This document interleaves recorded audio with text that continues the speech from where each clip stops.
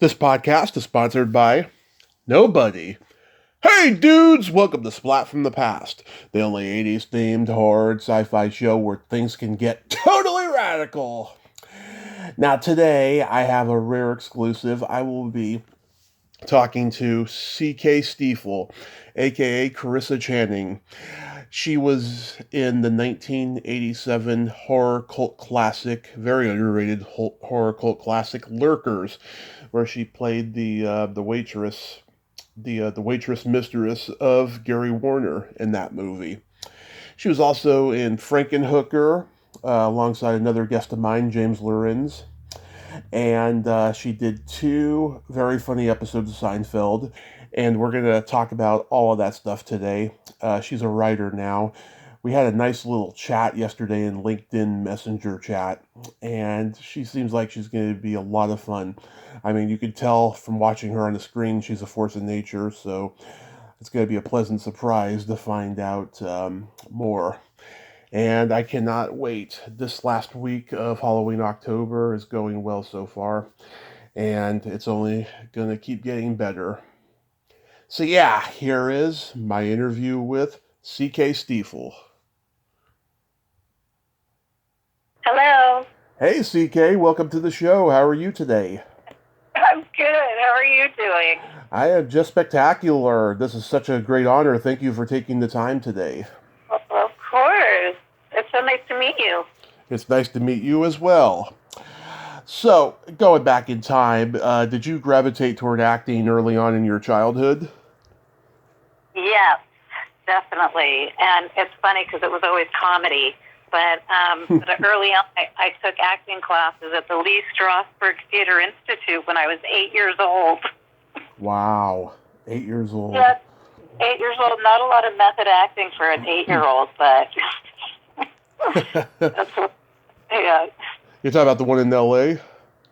Yes, I grew up in Los Angeles, and it was originally in Hollywood. It was in an old building. Of course, this was like in the 70s, and there was one time that Lee Strasberg came into the class, Mm-hmm.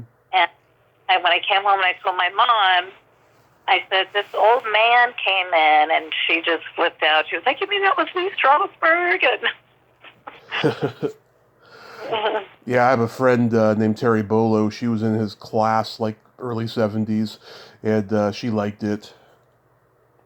Oh, cool. Yeah, it was, it was amazing to meet him, even though I didn't really know who he was. Yeah. So from there, you started doing school plays and community theater? Yeah. Yep. When I was really young, there was like a little children's theater, and instead of, being at kids' birthday parties, I was actually in the plays. So, and I remember one was called Bunky the Bear and the Gypsy Affair. Yeah. You do it mostly comedy? Yeah, I ended up, once I was in college, and the teachers were like, you should do comedy. So that sort of became my thing, and I wrote a one-woman show that was comedic characters and performed that around New York. And then when I was living in LA, I performed it there, and then that's how I got spotted for Seinfeld. I did a couple of Seinfeld episodes. Of course. Yeah. Did you make an attempt to do any musical theater?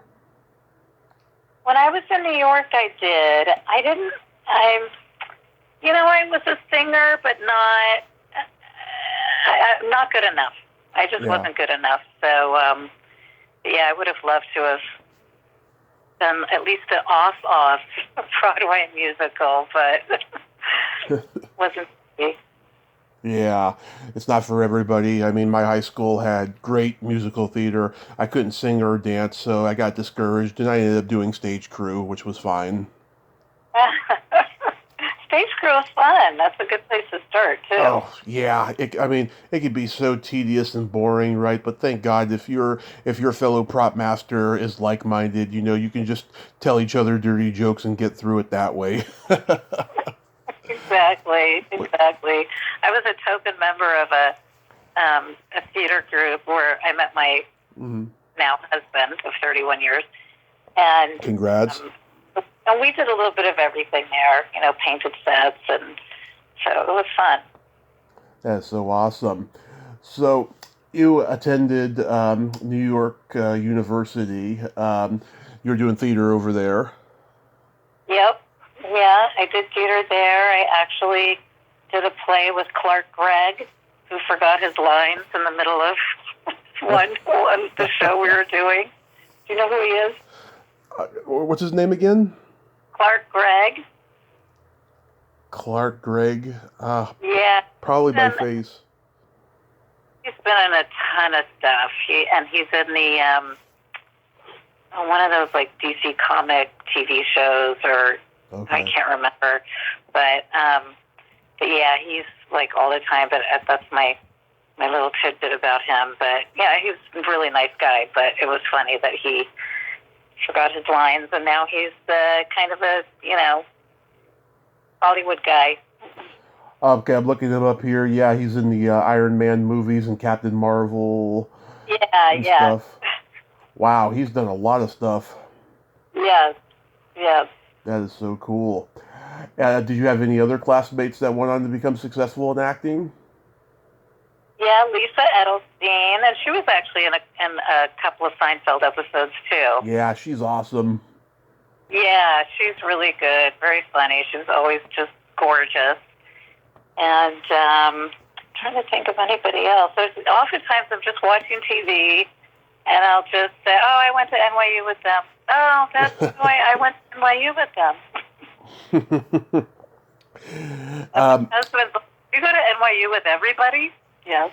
Yeah. But, back then, pre-internet, everybody knew everybody. Yeah. Well, and now, people are keeping in touch with everybody, too. But Well, yeah, of course. Yeah. So, after you graduated, did you start doing Broadway theater? Off-Broadway. I guess because I wasn't really into the singing or dancing. I am just definitely not a dancer. And the one thing I did learn at NYU that people kept saying was make your own theater. So that's when I really discovered writing and wrote my one-woman show and realized, oh, I kind of like this writing thing. And so that's when I did off-Broadway with my show and took it to Los Angeles. Mm-hmm. And did you get to study with any of the famous acting teachers like Herbert Berghoff or any of those people? No, I didn't go that route because comedy's not really, going into the famous, like I didn't want to join the actor's studio, which is really hard to join anyway, but Yeah. It's not really, I tried stand-up, but I decided comedy, being a comedic actress was more my thing, and that's where I got hired, guest starring roles on different sitcoms. Yeah. So besides Seinfeld, there were a couple of failing shows that I did, but they were sitcoms. I did stand up for 10 years. It's very hard. Did you go up at like Catch a Rising Star? Oh God, no! Where did you go? I was in San Francisco. Oh, okay. So I did this one one time at this big popular place. It was in like Pasadena, though. Mm-hmm. The Ice House. Oh, I performed there. Okay.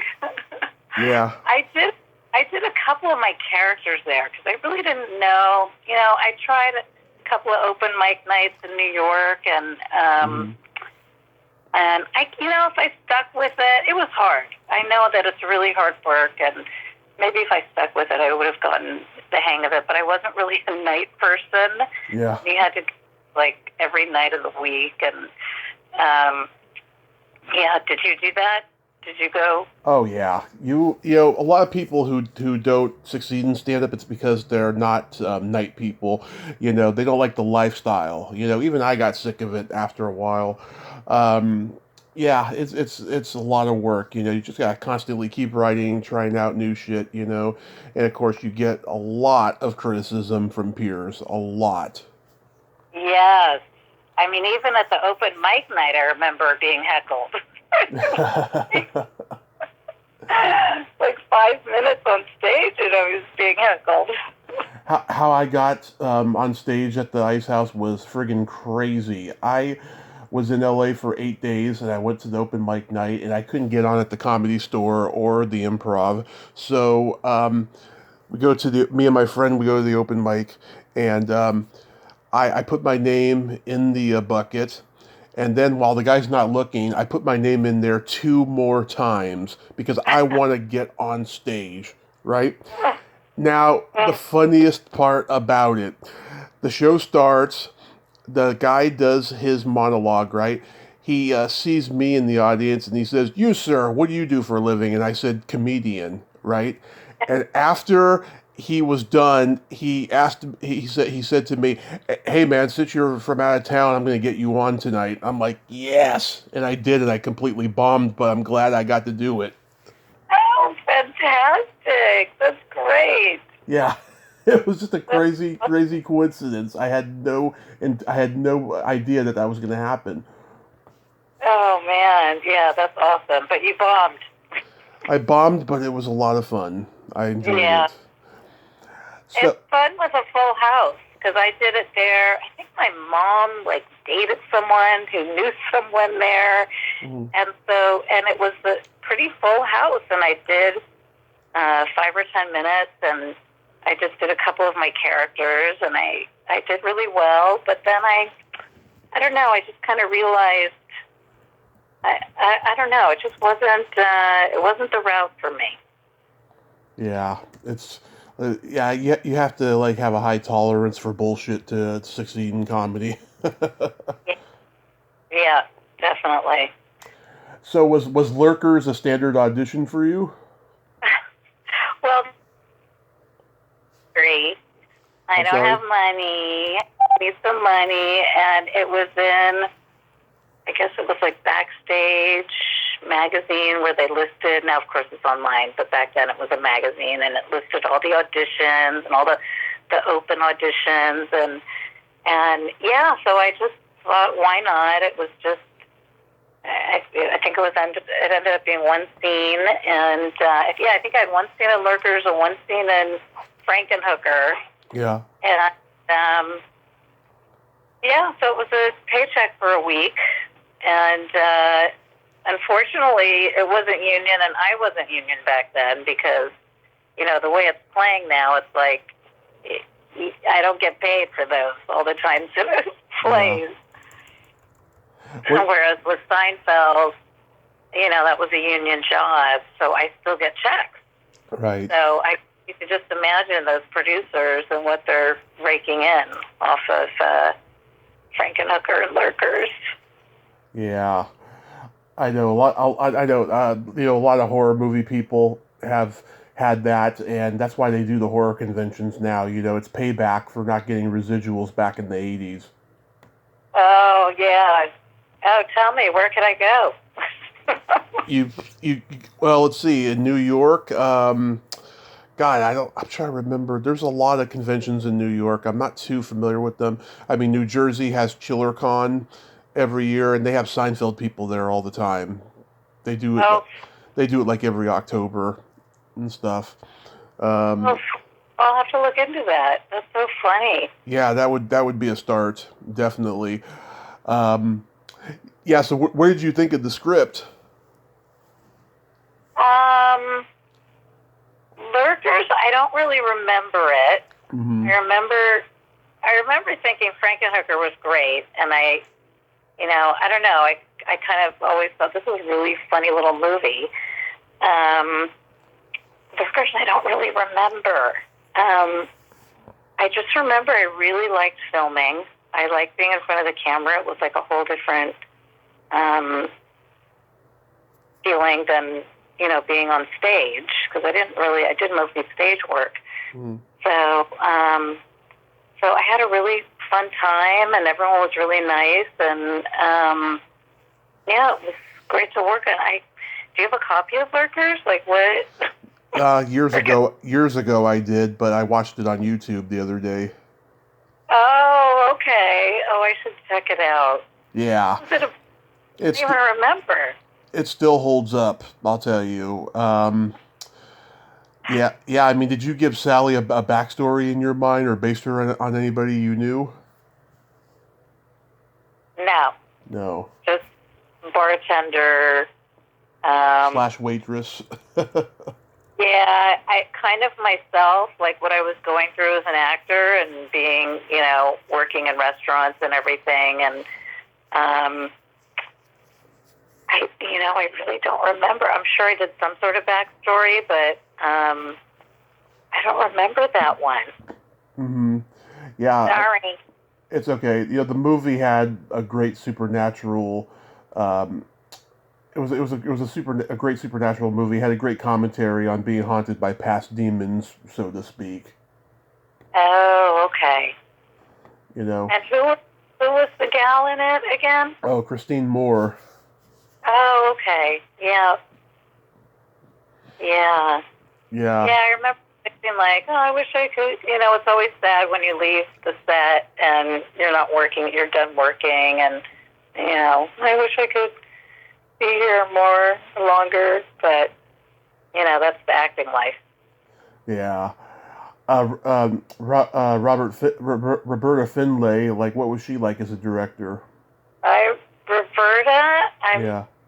remembering this woman who had dark hair and smoked a lot of cigarettes.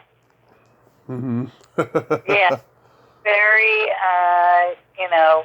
very professional, but very kind of New Yorky gritty. Yeah. Did she have like a real smoking voice? Yeah, yeah, had a few packs. Yeah. Yeah, she's still around? I have no idea. Just for the record, there's another actress in this movie I tried to get, and she didn't respond on Facebook. So that's why I'm talking to you now, and I'm glad I'm talking to you because you're awesome so far. Oh, thank you. Absolutely. Well, it's fun. It is. I love the name of your podcast, Blast from the Past, because this is really a blast from the past. But the Splat is hilarious. I love it. I get a lot of declines because they don't like that name. They think it's offensive. Oh no! I'm a guy who's gotten 1,630 interviews, and I've got a lot of declines because of the name. It's funny. No, but it's horror, so it's a Splat. Yeah, they don't get it. They just don't get it. They think, I don't know, they think it's some kind of a weird, reference to something. What? Yeah, I don't know. I get it once you explain it. They're so offended they won't even go into detail of what they think it means. So I'm just I'm at my rope's Oh, end trying to explain it. they're lost. Yeah. But I have to say, you looked really, really good in this movie. You were so tomboyishly sexy. Oh, thank you. Absolutely. Yeah. The way your hair was nice and blonde that way. Did you dye it? Yeah. Oh, yeah. I was pretty blonde when I was little, and then, my natural color is kind of this dirty blondie, brownie, mousy. So then as a lot of women will get highlights, and then you want it lighter and lighter, and then you just take the plunge. Yeah, no, you looked really good, and yeah, I like this movie a lot. So you're my second and a half guest from Frankenhooker. James Lorenz has been on. Oh, he has. So what is he up to? I should listen to it. It's been 3 years since we talked. I can't remember because 20 minutes into the interview, his dad called on the other line, and he put his dad on speakerphone, and his dad interviewed me for 10 minutes during the interview. Oh my God. I have to go back and listen to it because it was pretty funny. That is very funny. Is he still performing? I think he is. Yeah, like I said, it's been 3 years. I can't remember. But we're friends on Facebook, and we see each other's posts. Oh, cool. And what about Patty? Okay, so here comes the Patty Mullen story. Okay. A month before that, I finally got an interview with her after trying to get her on for an entire year. She wasn't like responding to me on Facebook, but then she finally did. For 5 minutes, all she did was micromanage my interview. And yeah, I'll admit I was young. I was still trying to learn how to interview and stuff. But she was just being a pain in the ass. And finally, she asked me if I like Penthouse magazine. Right now, I do like Penthouse magazine, but because I was under the influence of marijuana, I got it mixed up with Hustler, and I do not like Hustler magazine. I think it's trashy and exploitive. Right. Uh-huh. So I said, no, I don't. I think Penthouse is trashy and exploitive.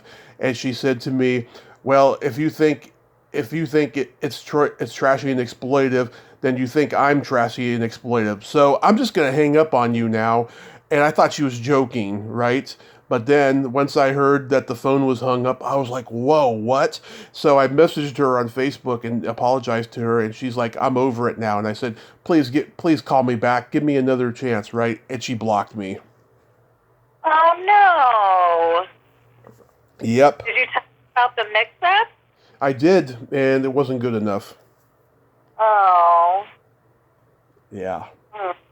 Oh, that's too bad. She's the only guest who ever hung up on me, ever. Oh, wow. Yeah. Well, I have a story. Uh-huh. Betty White got fired from a job. Wait, Betty White got you fired from a job? Yeah. Okay. The America's Sweetheart. She got me fired from a failing sitcom. I was a guest star. And Oh, I knew she wasn't fully an angel, so go ahead. what? I knew she wasn't fully an angel, so go ahead. Yeah, no. Once I revealed that little tidbit about her, then I started hearing stories. Yeah, I heard all kinds of. She was horrible on the set. She was really mean. She was, this and that. So, yeah, so that was my little thing because I came in as a guest star, and the writers it was really the writer's fault. They had given me all the funny lines, and she didn't like that. Mm-hmm. So she had me fired, and then they gave her those same funny lines. But she was so mean to me on the set, and it wasn't like I was just this little struggling actress, and what did I do?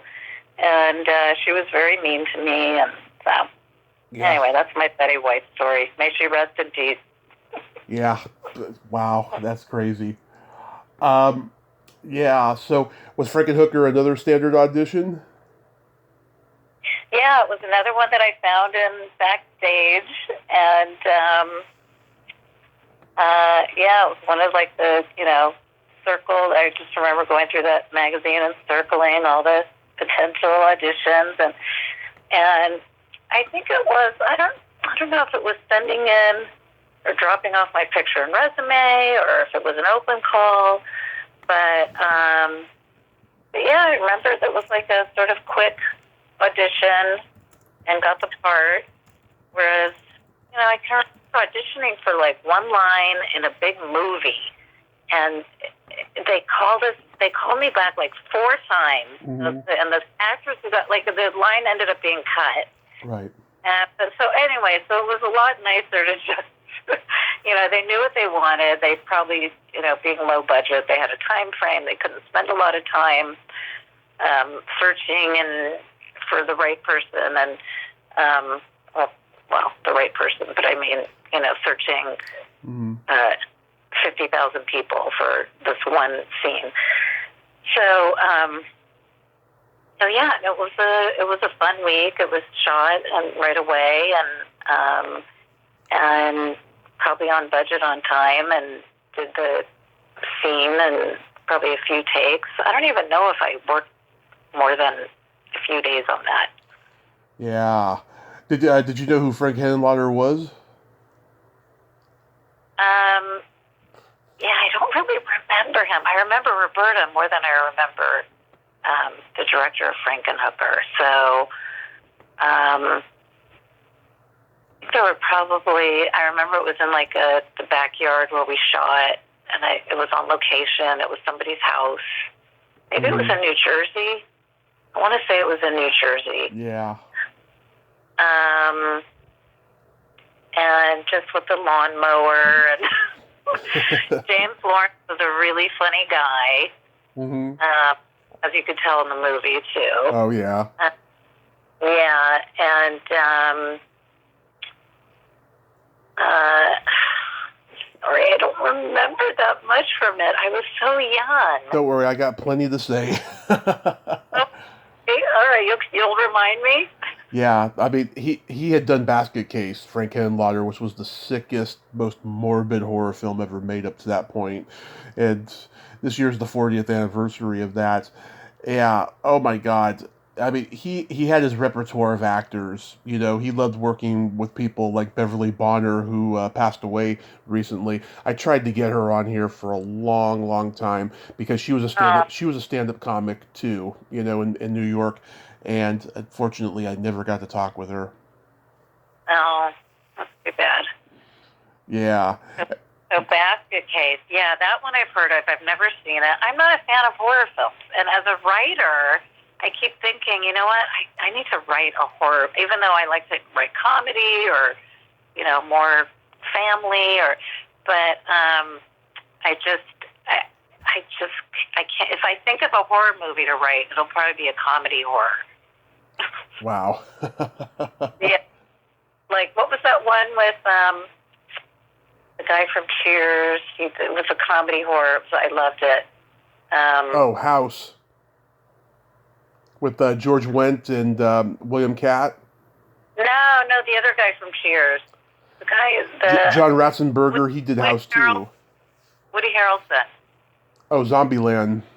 Zombieland. Yeah.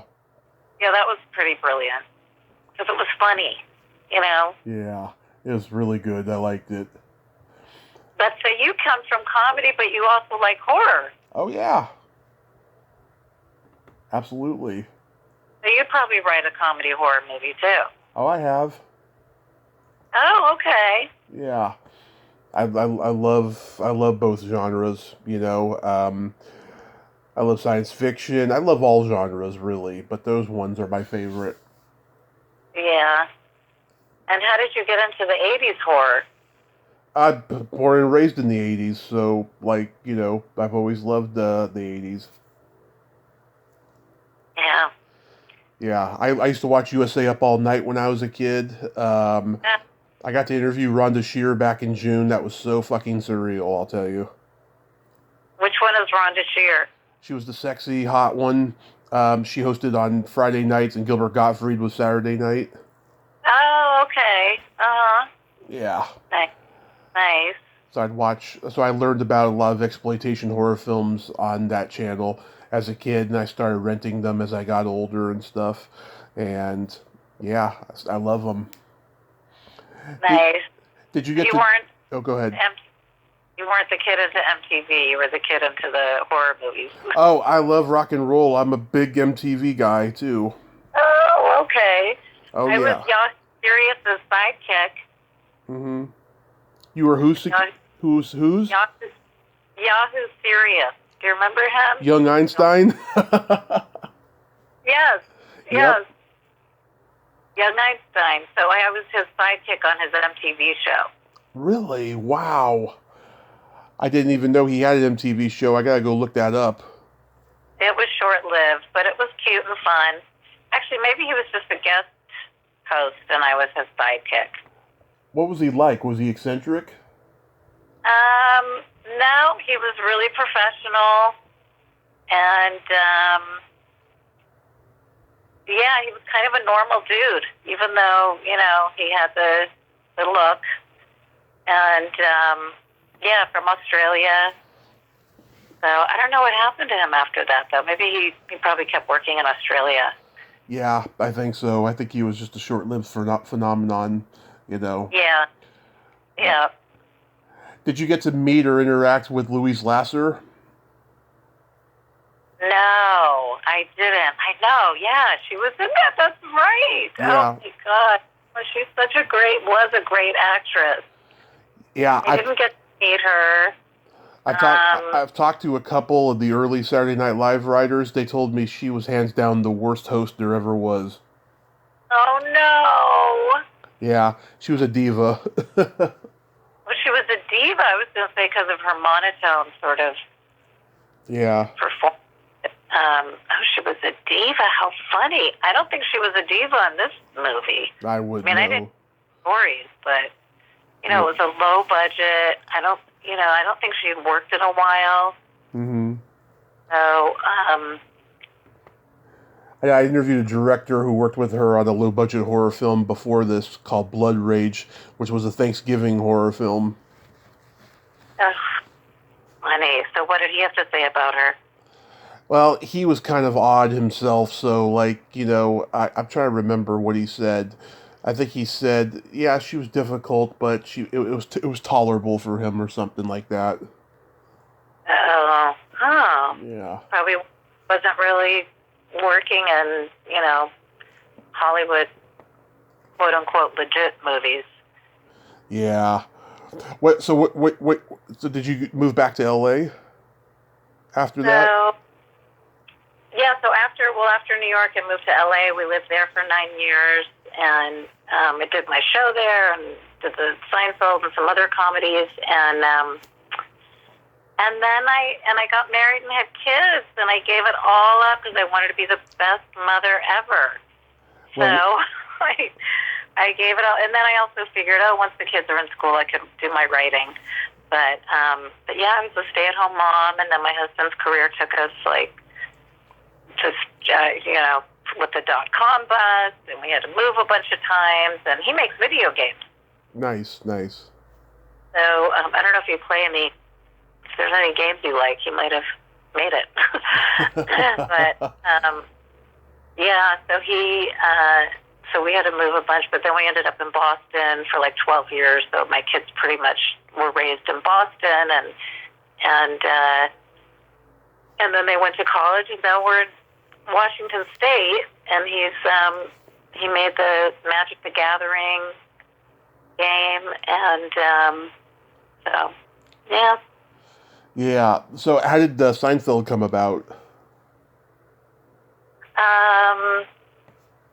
So I did my one-woman show in Los Angeles, Mm-hmm. and at the time, my brother-in-law's friend from college's uncle was George Shapiro, who just died. May he rest in peace. Mm-hmm. George Shapiro was Jerry's longtime manager. And Carl Reiner's as well. And what? And he was Carl Reiner's manager as well. Yeah. Oh, yeah. Yeah.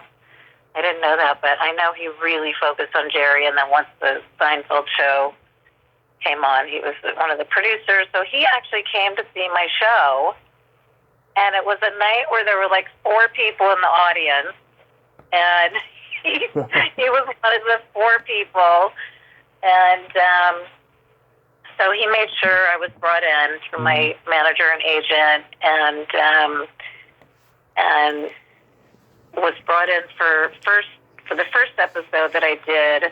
I didn't have any lines, but then they promised that they would bring me back again for a better part, and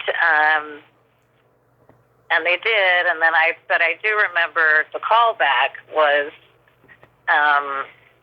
in this like conference room, and everybody was there, the whole cast and the producers, and I read my scenes with Jason, and it was a lot of fun. They were laughing out loud, and it was great.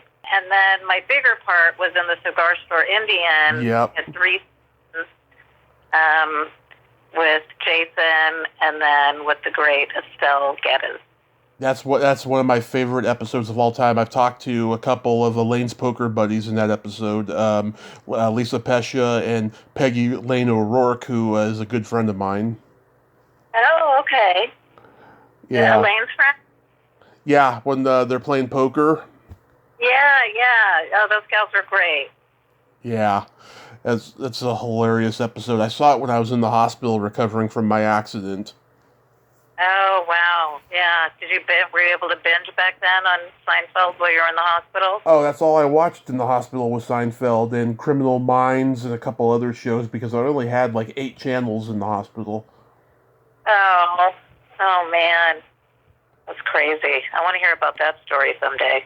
Oh, I'll tell it to you. But yeah, I should send you my bio on LinkedIn because I usually send everyone my bio so they don't have to talk, so we don't have to talk about it. Ah, well, people probably want to hear about it. Oh, I think. if you listen to every episode I did in the beginning, that's all I talk about is my accident because I knew what a lousy interviewer I was, and people started asking me questions because they knew how lousy I was. No, I guess being a writer, I just normally ask questions because I don't know. I like knowing about people, and so I don't know. Do you feel like repeating the story, or should I just look at your bio? I just, I was homeless for 4 years, and right in the middle of that, I was out drinking with this guy that I'd been hanging out with for quite some time, who ended up being a piece of shit. He fell asleep at the wheel while I was in the passenger seat. We ended up in the middle of the road. I was okay. I was okay. I just had my hand cut up or something. I vaguely remember it. And then I blacked out, and apparently what happened was a car collided with ours, and the impact hit us. Ugh, wow. 30 days in a coma, and it was hell. It was hell being in that rehab in the hospital. The nurses were borderline Nazis. Wow. Which hospital was this? San Francisco General. Oh, damn. Yeah. Wow. And you remembered thinking while you were in a coma, like being somewhat conscious? It's one of those experiences where you have to be in the moment to actually get it. It's just like I just was laying there thinking, why am I not waking up?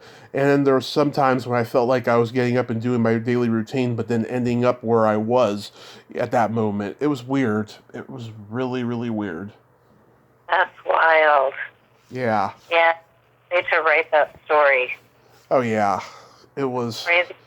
Why were you homeless for 4 years? My mom was in a toxic relationship. I've lived with my mom my whole life, by the way.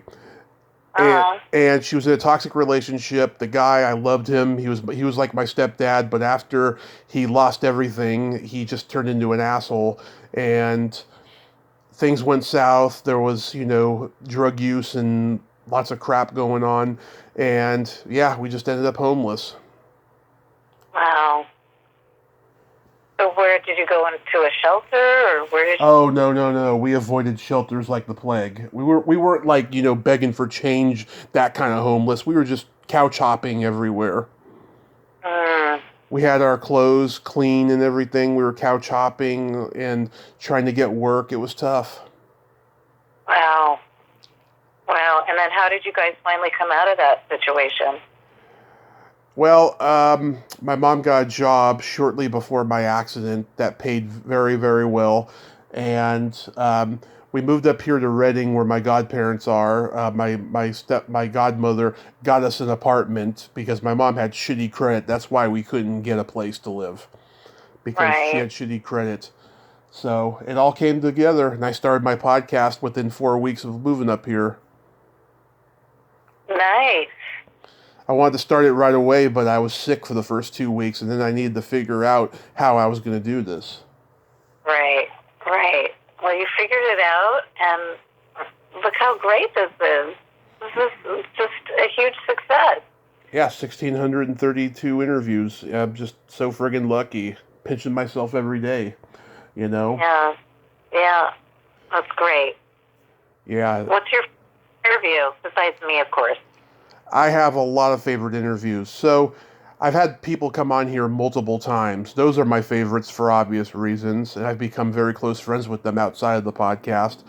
But if I had to give you a list of iconic one-time only guests, oh my God, Tommy Chong, Ed Asner, Bobby Rydell before he passed, Melanie Chardoff, Ronnie Blakely. I just interviewed the drummer for the Go-Go's, Gina Schock, and I got her booked at a couple conventions, and I don't even have convention clout. It was so crazy. Nice. That's awesome. How did you get Ed Asner? I had interviewed a previous client of his publicist, and so he asked me if I wanted Ed, and I said sure. Nice. Did he ever do any horror movies? He did a TV movie Spielberg directed early in his career called Something Evil. Oh. But the funny part is, I didn't want to talk about Something Evil. I wanted to talk about so many other things he did in his career. The guy had over 400 credits. I know. He was amazing. Yeah. What an actor. Yeah. Looking back, I maybe should have asked him about Something Evil, but I talked to the kid in that movie recently about it, so that was good. Mm-hmm. Yeah. Mm. It's been a real blessing. I see you were on a short-lived sitcom that I vaguely remember called The Second Half with John Mendoza. Yeah. That was a guest starring role. That was Yeah. the guest starring role, and yeah, it was. It's not as fun as the hit shows. There's a Seinfeld connection there. Jessica Lundy was on there. Wayne Knight, of course, who's Newman. Yeah, well, Jessica Lundy and I were at NYU together. Oh my God, she's been like a bucket list guest forever. Oh, she was not nice to me. Really? She did the Seinfeld podcast, not the one you did. I actually got that mixed up with this other one I watch on YouTube called This Podcast Is Making Me Thirsty. And oh my God, she's like a total force of nature. So I can kind of see, yeah, she probably was bullyish back in the day. Yeah.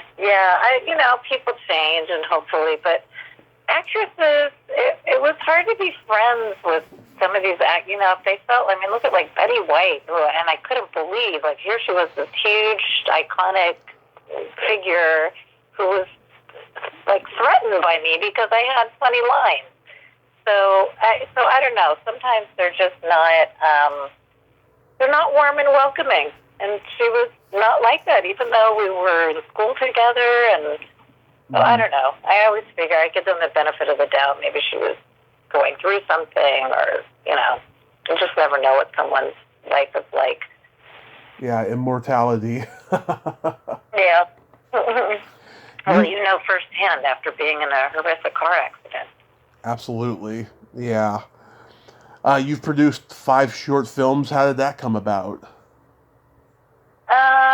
That was through screenwriting and through this group that I studied with called Screenwriting U. They were really awesome and really learned the craft of screenwriting. And so I met other screenwriters there who were producing little shorts or movies. And so it was more a matter of let me help you out with some funds and help them get their shorts done. So so that was sort of it. That was sort of my foray into producing, and I would love to do a little bit more of that. I'm actually considering that with a couple of my screenplays, but Nice. I'm still working.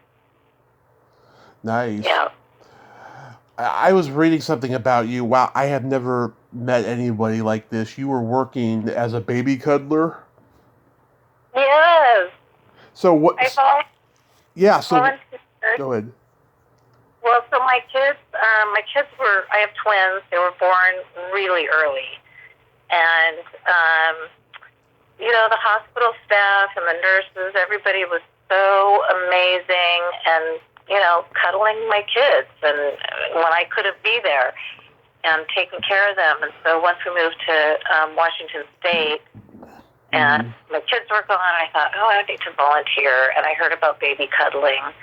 And I applied and told them about my own experience. And, of course, they were immediately interested because I had, my own babies that needed cuddling. And so I did that for a couple of years right before the pandemic. Once COVID hit, I got really nervous about being in a hospital because I had already gotten a flu from being in the hospital. And so that's when I stopped. So I was actually thinking of starting that up again. But it was amazing to just go in there and sit for 4 hours and cuddle different babies that his parents couldn't be there, and these babies really needed just that foundation, the human touch. And it's funny that scientists actually realize that holding your baby is good for them. Wow. I envy any baby that gets cuddled by you. Oh, they were so cute. They were just precious. Yeah. Oh, it's true that all babies are really cute. I mean, there's just not one that, that's just, they're just all adorable. So it was great to be able to do that, Aw. especially for the ones that might have had some drug issues and, from a drug-addicted parent. Yeah. Wow. So what are you writing these days? So now I'm writing a book that it's going to be my first book, and it's kind of, I guess sort of memoirish, creative nonfiction, inspired by my kids and stuff that we went through as a family. So there were a few things that happened that, and it's going to be told by the family dog. That's cool. Yeah, because dogs are just amazing. Do you have a dog? I have a little Chiweenie dog. Her name is Abby. We've had her for a year now. Oh, well, dogs are the best. They're just, and I just noticed that anything I read that's told from the perspective of a dog, or movies, I mean, a lot of those books turn into movies. They're just so compelling and charming and funny, and so. Yeah. So our dog, Ben, is my muse. Yeah, I have a cat too.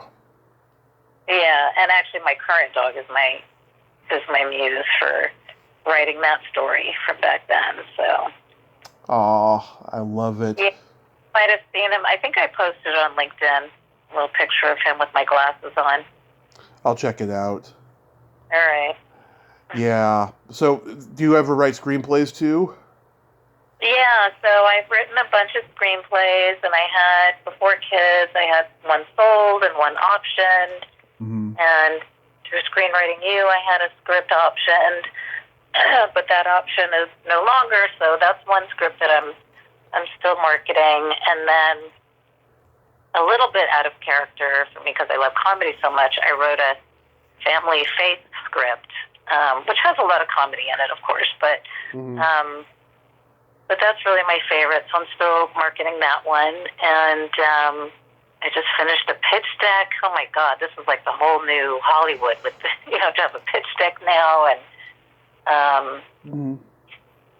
I'm actually, for one of my comedies, I'm actually going to put together a written pitch and send it to a producer that does a lot of comedies. And so, those things, they just take time, and you just have to keep plugging. Yeah, they take a while. I mean, writing can get tedious, I never look forward to it, but then, I have to do it, Yeah. Have you marketed any of your scripts or any of your work? I can't find like-minded people to want to read my scripts and want to make them. For comedy, horror?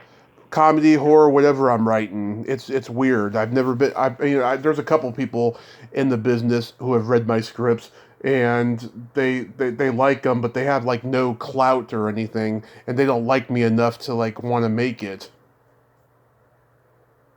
All right, we'll have to talk after this episode, because I'll tell you how to start meeting people. I think I know what you're gonna say. I'm not a schmoozer, Well, you don't have, on LinkedIn? Okay, we'll talk on LinkedIn. All right, because I optioned one of my scripts through a producer on LinkedIn. Yeah. So that's a great way to meet people. Okay. We're LinkedIn. You can go to all the people that I know. Okay. Yeah, that sounds good. Yeah, and then I'll tell you the other thing is you have to get on IMDb Pro. Yeah, that's on the list. That's gonna take a little bit. Yeah, because then you find the producers who match your genre. Yeah, I got I got a lot of darkness going on in my life right now, with personal issues and stuff, But I will check those out. Okay. All right. But I'll tell you about stuff on LinkedIn. I promise. Yeah, I'm sorry you're going through some dark issues right now. It's okay. It's okay. I'm curious. Why did you go from Carissa to CK? You know, initially it was years ago that I decided to do that, and it was initially it was they don't need to know that I'm a woman because they're gonna immediately have like some kind of judgment or blah blah blah. I don't know. It was the younger self that I don't think it matters at this point. Now I'm just sort of used to it, and it's sort of there and it's established, and so yeah. But and actually, this memoir I might come up with a whole different name because it's personal stories of my kids that I don't think they want revealed, and so I would just do a completely different pen name. But I don't know, Carissa Channing, and it took me a long time to take my husband's name. Like for the longest time, I was Carissa Channing Steefel, and then finally, I thought, I want to have the same name as my kids. So Carissa Steefel, and then I also didn't think that sounded great, Carissa Steefel. CK sounds better. Yeah, I mean, it sounds pretty original. Yeah. Yeah. I like initial names, too. Well, my nickname growing up was TJ. It was just Tommy Jr. Oh, that's nice. Yeah. I teach. And then, of course, there's a lot of actors and writers out there now who use initials, and so I don't know. I guess it's a cool thing to do. It is. But we got to play my secret silly game. This is a series of silly slumber party questions. It's no win or lose, just benign fun. And how the game works is I ask you the question, you answer it, then you ask me that exact same question, I answer it, and feel free to comment on answers because they'll be funny. Okay. CK, are you ticklish? Yes. Are you ticklish? Oh, yes. If you tickle me without warning, I'll hit you in the groin. Yeah, that's what my husband is actually. Like beyond, like violently ticklish. Mm-hmm. Like he'll punch you if you tickle. Is your belly button an innie or an outie? You know what's weird is for the longest time it was an outie, and now it's an innie. Wow. Maybe a post-pregnancy thing? Huh? Maybe it's a post-pregnancy thing? Yeah, although pregnancy makes it an outie. Well, I don't know. Maybe it's just, the body changing. I don't know. What about you? Any outie? I have a very deep innie. Yeah? Do you get lint hair stuck in there? Oh, yeah. I had a girlfriend once who told me that I could fit crystal meth in there. You need to vacuum it? Yeah. It's my favorite part of the body, too. Belly buttons are pretty cool, although I had to have a surgery once, and they had to go through my belly button, and I have to say that was the hardest part of the healing. Mm-hmm. It was a hysterectomy, so they went through the belly button, and then they made a couple other holes, and the belly button, I guess because it was once attached with an umbilical cord or something, maybe there's just more nerve endings, but it took forever to heal. It was very painful.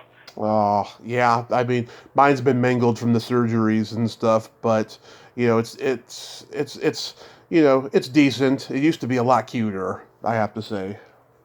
Yeah, belly buttons are pretty cute. They are. What color are your toenails painted? Well, I need a pedicure, so now they're like half painted. It's sort of a orangish. I like fun colors on my toes. Mm-hmm. How about you? Do you like fun colors on your toes? Oh yeah, I like purple with sparkles, white French tip with a little bit of sparkle on there, stuff like that. Nice. You Yeah. ever do this for like your favorite sports team or? Oh no, I don't go that far. I just like more boring, simple stuff. Yeah. I had a friend back in Boston who, oh my God, she went to like every Red Sox game and painted her nails with, that B font for Boston, and Yeah. not really. Yeah. What would you say is your best personality trait? A sense of humor. Yeah. Yeah. I can't live without it. Yeah. It's so important to get through life and challenges, and then also just in having fun. Yeah. I have empathy and I have no filter. Is that your best trait? Yep. Yeah. You don't have empathy, though? How can you not have empathy? I do have empathy. I have empathy and I have no filter. Oh, okay. You do have empathy. Sorry, I heard you. Yeah. Yeah. Yeah, I miss the no filter of Boston. The people in Washington are kind of more, and this is generalization, but they're kind of more passive aggressive. Mm-hmm. Whereas in Boston and New York, there's no filter and people tell it like it is. I love that. I like that. I like honesty and I like the no filter. Yeah. I've never been to Boston, but I know people who are, and yeah, they're pretty funny. Yeah, it's great. And then my favorite question, is there a stinky smell that just makes you gag? My dog gets butt smell. He has small anal glands. Uh-huh. And, so he gets like a little leaky butt smell, and it's disgusting. I have to like clean up and do like little. I bought this wipe called Glandex, and it's like but for a dog gland. What about you? What's your worst stinky smell? It's either farts or feet. Oh, feet bother you. That's interesting. Yeah, I mean, I like feet, but if they're dirty, no thanks. Yeah. And farts, no, nobody likes a fart. But you know what? I have the sense of humor of a 14-year-old boy because I will still laugh at a good fart. Oh, yes. My sense of humor is very body. Yeah, body-oriented. Well, B-A-W-D-Y, body. Yeah. Yeah, I like that too. I love the fart machine. And Yeah. that will just send me into hysterics. I have a good joke for you. Okay. What do you call a boy that doesn't masturbate? What? A liar. A liar. I don't get it. It means every boy masturbates. Oh, okay. That's what I figured. Wow, you're one of the few who has never gotten it. No, I got it. I just was like, that's not a joke. That's like a fact. It's a fact, but it's also funny. That's very cute. Thank you. Well, CK, thank you so much for coming on today. You're a lot of fun. I want to tag on a joke to that. What do you call a 30-year-old woman who says she doesn't masturbate? What? A liar. I know a lot of women who admit to masturbating. Yes. Especially like in that child rearing years. Yeah. There's something psychological there when you're going through those years where you're just the washing machine is starting to look good. It's yeah. They've come on the podcast and told me every May I do a sex podcast for International Masturbation Month. Yeah, few people know that holiday exists. That's great. Well, gosh, that should be a Facebook holiday. It should be, yeah. Well, I always post on Facebook, I post Judge Reinhold in Fast Times at Ridgemont High during that month. Yes, that's so funny. Because there's every day on Facebook. There's like some new awkward holiday, and so I haven't seen this one. So we'll have to be friends on Facebook. So you'll have to remind me. Yes, and also I celebrate National Belly Button Day in June. They have that as well. That's great. Get out the vacuum. Yeah. Well, CK, you are a lot of fun. Thank you for coming on today.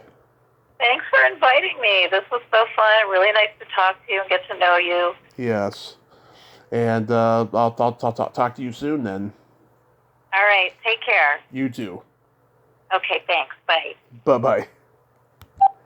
Well, there you have it. CK Steefel. Ain't she a sweetheart? Oh, she is so fun and so awesome. It was great to talk to her today.